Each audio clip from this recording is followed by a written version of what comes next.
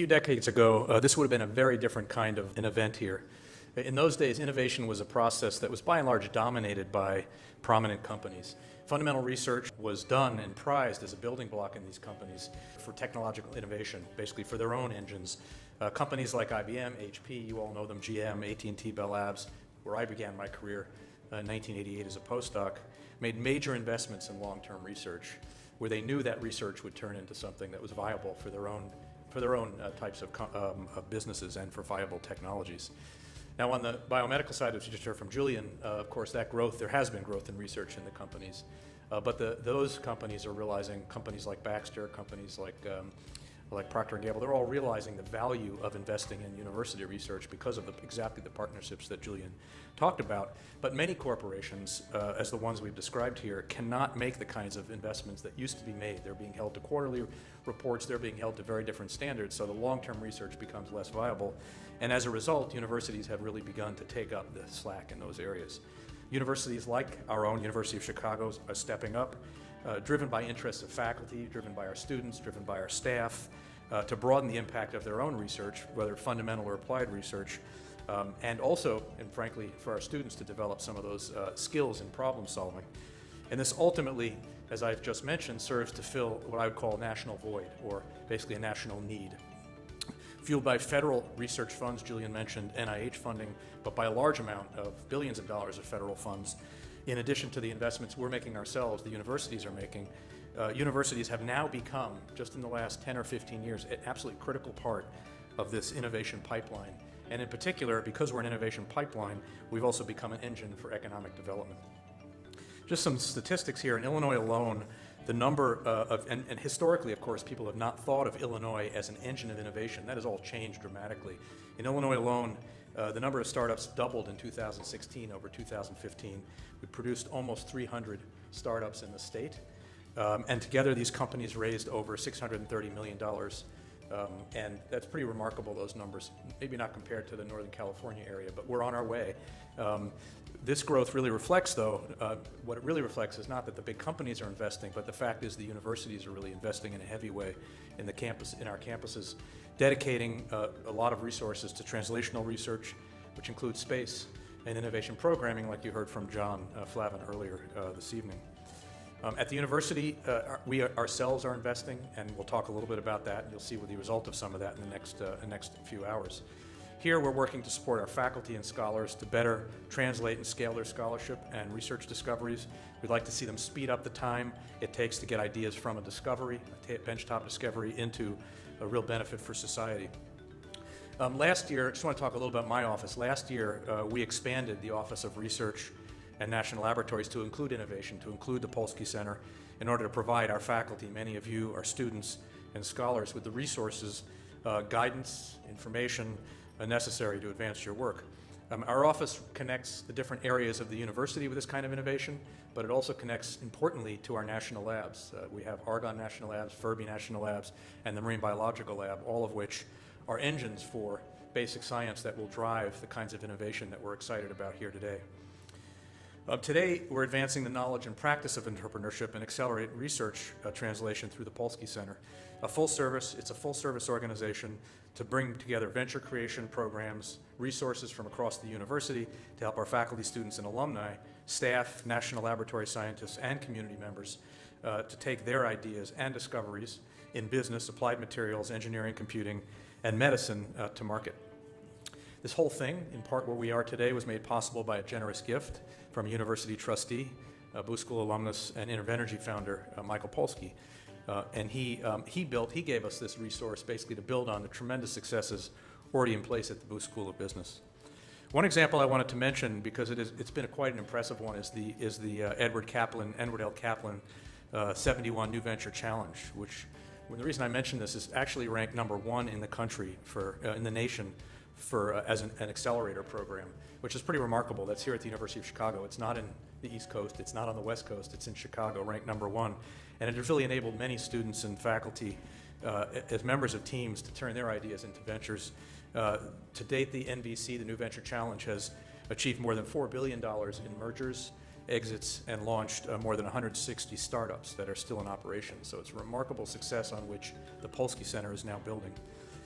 Faculty and researchers also benefit from Polsky Center's tech commercialization experts who help our researchers launch companies and license their research and do all kinds of work with industry.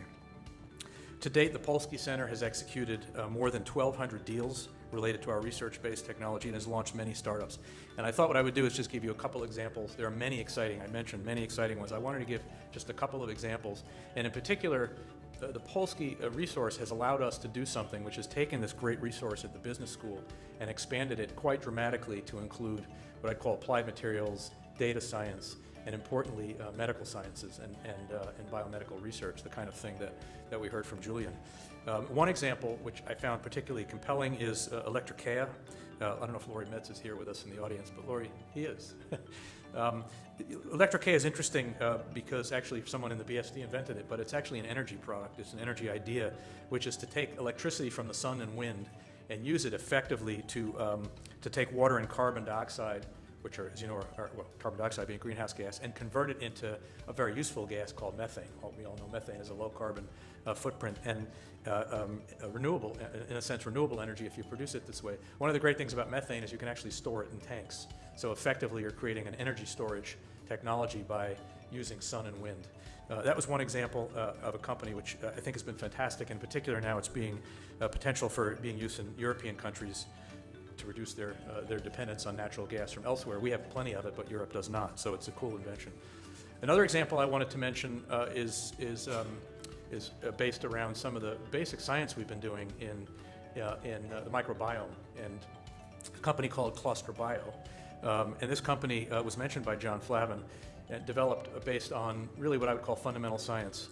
Kathy Nagler, who's here in the audience and smiling, is a researcher from our hospital, teaching and research hospital, and along with Jeff Hubble, who's in molecular engineering, and Matt Terrell's here, the Dean of Molecular Engineering, who really, this is one of our first endeavors into thinking about using the microbiome, which only a few years ago was a concept that everyone was excited about, but within a couple of years now it's out. We have a couple of companies, Cluster Bio is one of them. What's interesting about Cluster Bio is that it's thinking about taking the microbiome in your gut and manipulating it to help you cure allergies. So allergies like food allergies, like lactose intolerance, something my family suffers from and I know many others do. So it's a really interesting company going from a benchtop to a real product, an attempt at a real scaling very quickly.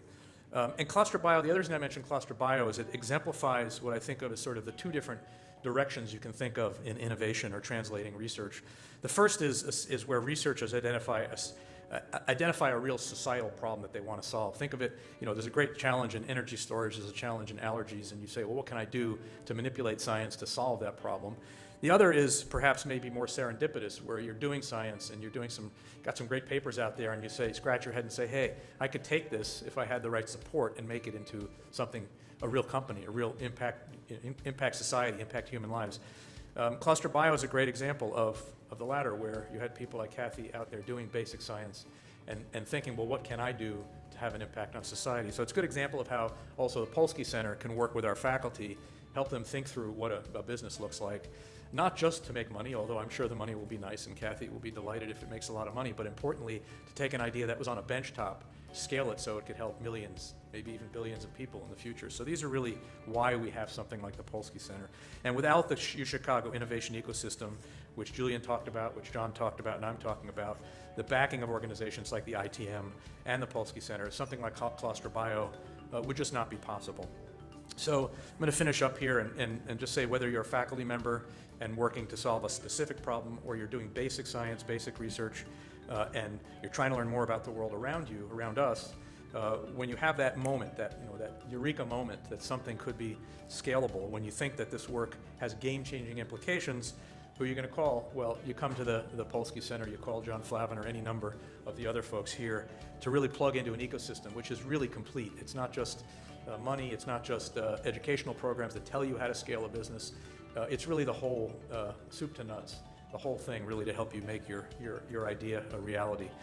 So I want to thank, I do want to make a few thank yous before I get off. I wanted to thank the Polsky Center's tech commercialization team.